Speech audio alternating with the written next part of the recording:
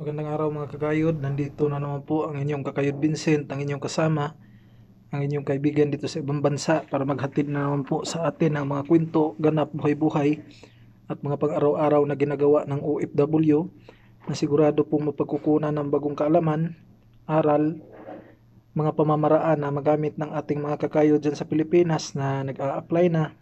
natanggap at papaalis na po para makapagtrabaho dito sa ibang bansa. Greetings po muna tayo mga kakayod sa lahat ng OFW saan mang parte ng mundo, dito po sa may Saudi Arabia at sa lahat po ng ating kakayod dyan sa Pilipinas na patuloy na nanonood, sumusubaybay, tumatangkilik at sumusuporta po sa ating bawat vlog. Mga kakayod, isa na namang masamang balita sa buhay ng OFW at mga Pilipino dahil isang nurse po sa Abu Dhabi yung natagpuang patay na taga Nueva Vizcaya, 32 years old at kakaalis lang noong Agosto dahil sa pangarap na magkaroon ng magandang buhay at patapos po yung kanilang bahay. Based sa ating nakuhang balita mga kakayod na 3 days itong nawawala at natagpuan daw based doon sa sabi ng kanyang mga kasamahan sa ospital sa highway po papuntang Dubai, which is 2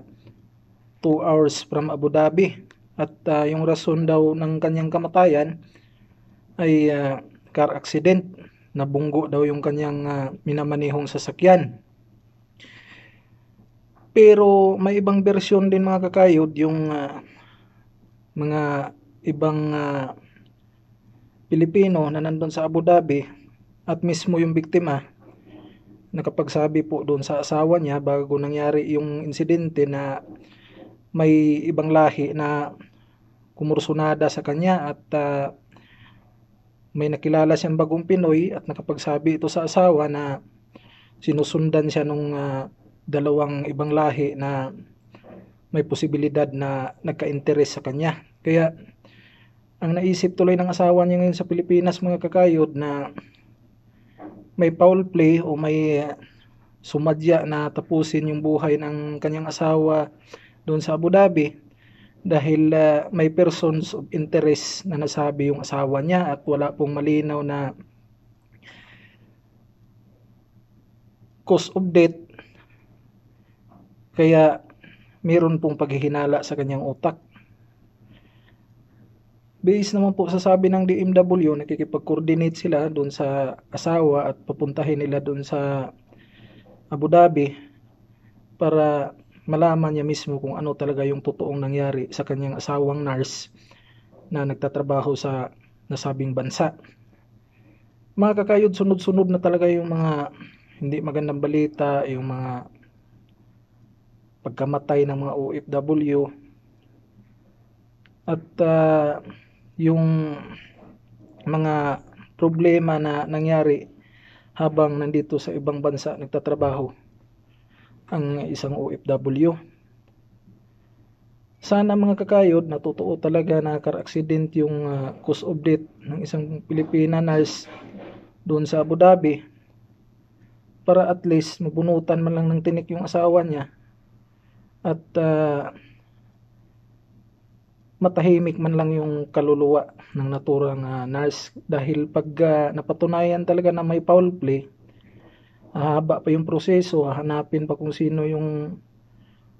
salarin, magkaroon pa ng maraming stresses at saka mga cover ups if ever na ginagawaan talaga ng pag-cover yung gumawa at matagalan pa yung hustisya na makuha po ng pamilya na nagdadalamhati sa nangyari po sa kanilang kaanak na naghahanap buhay lang ng maayos para po sa kanyang pangarap at sa pagkatapos ng kanilang bahay.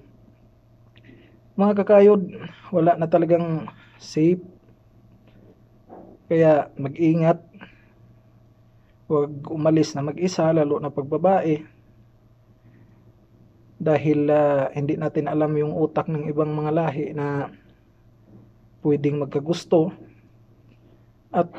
i-safety na lang yung sarili na pagkatapos ng trabaho, uwi agad, magpasama sa mga kasama, mga kaibigan,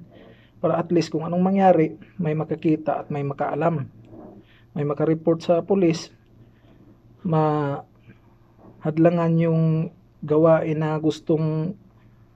isasagawa ng mga may masasamang loob, at para matapos mo yung kontrata na buo ka pa rin na makauwi sa pamilya mo sa Pilipinas.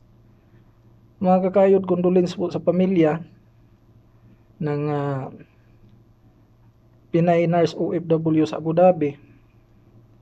Ramdam po natin yung lungkot dahil isa po tayong asawa, isa po tayong OFW, na alam naman natin na gusto lang ng katuparan sa pangarap, kahit alam natin na nagtitiis tayo dito dahil yan po yung gusto nating mangyari sa ating pamilya dyan sa Pilipinas. Mga kakayod, sana yung local police ng Abu Dhabi, yung Philippine Embassy ng UAE, which is part ng Abu Dhabi, ang UAE or isa sa mga city ng UAE ang Abu Dhabi, gagawa po sila ng makatotohanan at saka mabilisang aksyon kung ano talaga yung nangyari sa ating kababayan na Pinay nurse dyan sa Abu Dhabi, para makuha yung hustisya at katotohanan ng pamilya na naghahanap kung ano talaga yung naging dahilan ng pagkamatay sa kanilang mahal sa buhay. Mga kakayod, in part naman sa Philippine government, sana gagawa din sila ng speedy action, tutukan nila yung kaso na to, alamin nila kung ano talaga yung totoong nangyari, at gumawa po sila ng mga advanced precautionary measure if ever kung may foul play man yung nangyari, para yung ibang mga Pilipino, lalo na dyan sa Abu Dhabi, magkaroon na po sila ng pag-safety po sa kanilang sarili,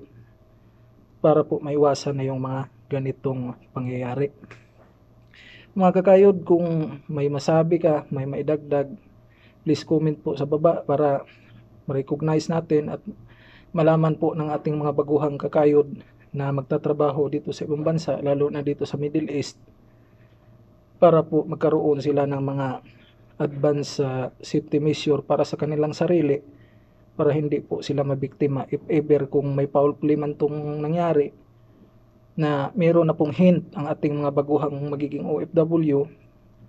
professional, skilled worker or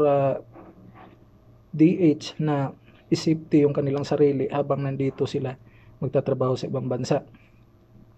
Kung bago ka man po sa ating channel, please like, subscribe, and hit the notification bell para lagi pong updated sa mga bagong videos na i-upload natin, bilang suporta na rin po sa ating channel. Mga kakayod, sugal talaga ang pag-a-abroad, kahit sabihin man natin na professional kang magtatrabaho dito,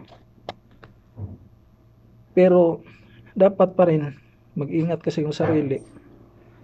para sigurado na wala kang magiging problema. At lagi mong isipin yung pamilya sa Pilipinas na nag-aantay sa iyo, na umaasa sa iyong pinansyal na tulong sa kanila, at para pag uwi nyo, buo pa rin kayong magkakasama-kasama. Sa nangyari na pagkamatay ng isang nurse na Pilipina sa Abu Dhabi, mga kakayod, lagi nating mahalin yung ating mga magulang na OFW, i-check araw-araw at ipaalala sa kanila na alagaan, i-safety, at laging i-first priority yung kanilang sarili habang nagtatrabaho ng 2 taon sa iba't ibang mga bansa.